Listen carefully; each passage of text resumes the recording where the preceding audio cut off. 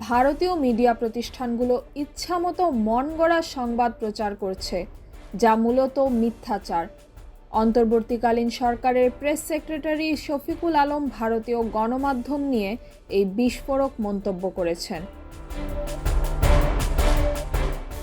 এমনকি ভারতীয় স্বনামধন্য পত্রিকা টাইমস অফ ইন্ডিয়াও টাকা খেয়ে নিউজ প্রকাশ করে বলে তিনি অভিযোগ করেছেন।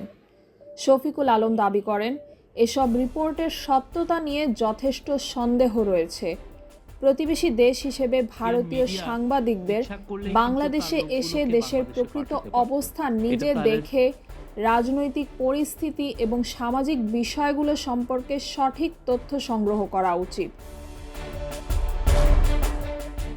তিনি বলেন, ভারতীয় গণমাধ্যমগুলোর উচিত আমাদের দেশের গণ অভ্যুত্থান, শেখ হাসিনার জনপ্রিয়তা, সাম্প্রদায়িক সম্প্রীতি এবং সার্বিক পরিস্থিতি সম্পর্কে সঠিক ধারণা লাভ করা।